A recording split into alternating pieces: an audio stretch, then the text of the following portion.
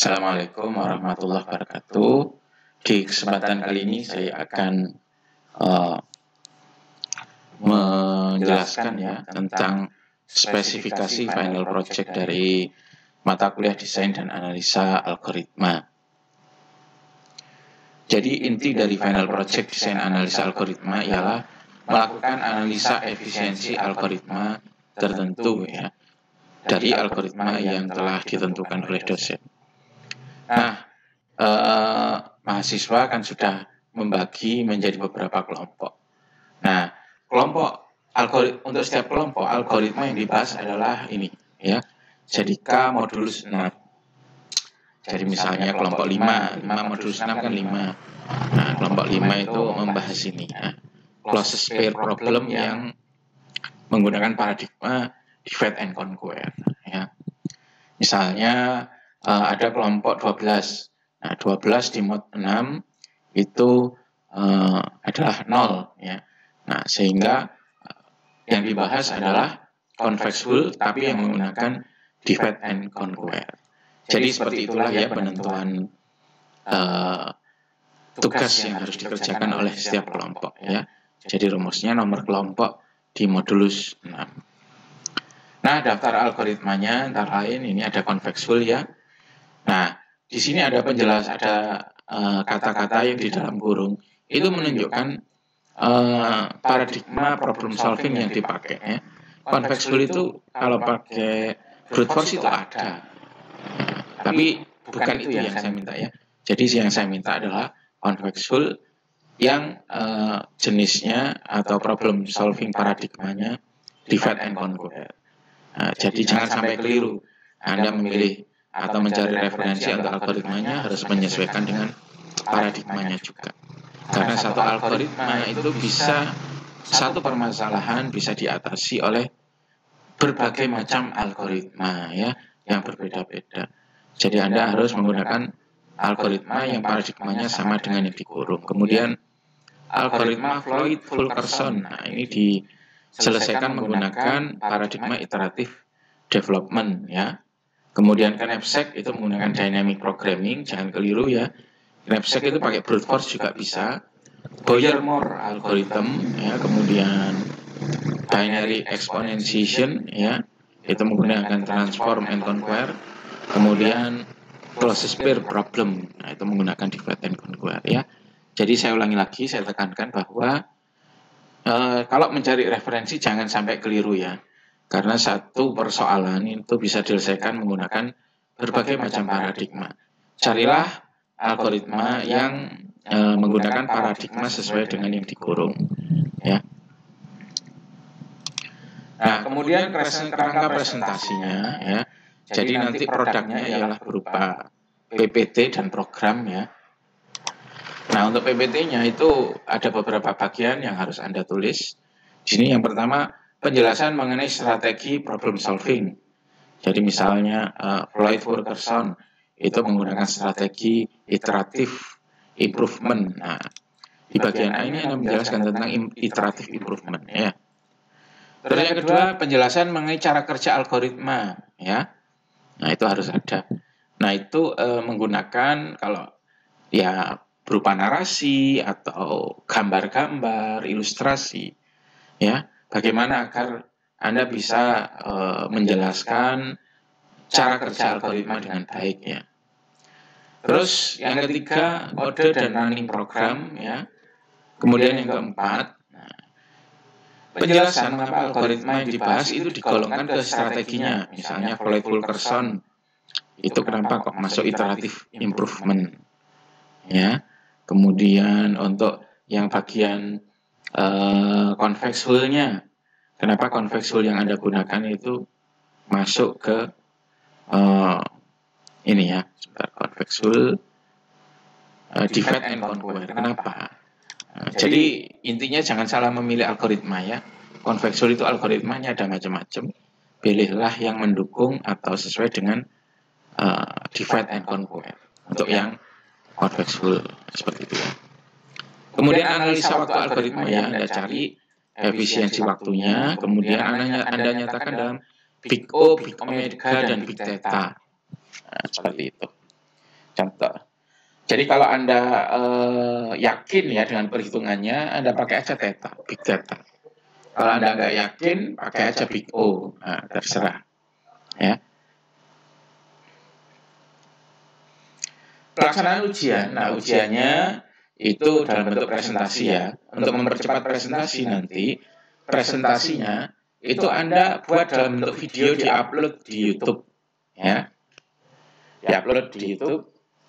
Kemudian durasinya maksimal 15 menit, 20 menit aja lah. Kalau 15 terlalu singkat. Maksimal 20. Ya.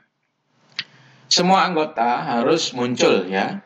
Komponen nilai presentasi dinilai dari anggota yang tampil. Jadi kalau ada anggota yang tidak tampil di video YouTube, ya tidak dinilai ya. Jadi tergantung siapa yang tampil. Karena itu silakan dibagi dengan adil ya, dengan merata. Di video, nama dan foto mahasiswa yang sedang presentasi dimunculkan, tapi jangan menutupi PowerPoint-nya ya. Jadi misalnya satu kelompok isinya Budi, Doni, Rika misalnya. Ketika Budi presentasi ya fotonya atau wajahnya dipresentasikan juga, ya, ditunjukkan di layar. Ya. Nah, terus ditulis juga nama dan NIM-nya agar saya tidak keliru. Ketika gilirannya Doni ya wajah dan namanya dituliskan juga ya. Nah, tapi jangan menutupi PPT ya. Kemudian link YouTube ditulis di Notepad ya. Kemudian file Notepad dan PPT di zip kemudian dikumpulkan di drive saja. Karena pengalaman semester kemarin di assignment itu mendownloadnya sulit ya. Di drive saja. Nanti saya sediakan folder ya. Di drive. Terus format nama file.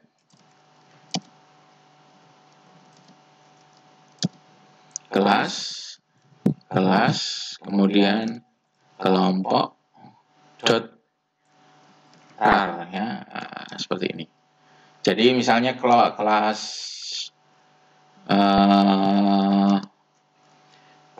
A kelompok 12. Nah, ini nama filenya ya. Terus per kelompok cukup mengumpulkan satu saja. Ya. Kemudian komponen penilaian ada 3, ya, yaitu PPT, presentasi pemahaman materi. PPT ini sifatnya kelompok. Ya. Ini di sini ada kriterianya ya. PPT ada yang kopas, ya 0 sudah. Ya. Kemudian PPT kontennya salah, plus minus 50. Ya. Kemudian jangan 0 lah, 20 lah. Ya. Selisihnya 20, 30 sudah. Ya. Jadi PPT ada yang kopas baik gambar maupun tulisan ya 30. Loh Pak, kami kan pasti butuh referensi. Gak apa-apa referensi, yang penting Anda tuliskan dengan bahasa Anda sendiri ya.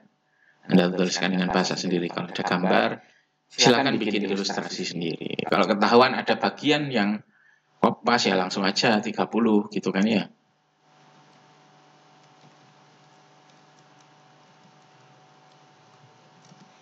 Ini ya. Kemudian kontennya salah plus minus 50. Kontennya benar tapi kurang lengkap itu 70 ya. Kemudian kontennya benar dan lengkap plus minus 90 ya. Kemudian komponen kedua presentasi ini merupakan komponen individu ya.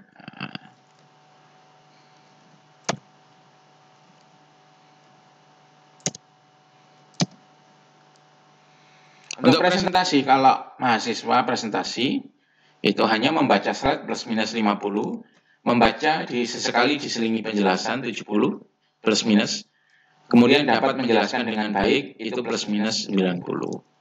Ya, nah, seperti itu. Kemudian terakhir pemahaman materi, ya, jadi menjawab benar, menjawab tapi salah, itu plus minus 50. Jawaban setengah benar, plus minus 70, menjawab dengan benar, plus minus 90. Nah, ini merupakan komponen penilaian ya untuk project.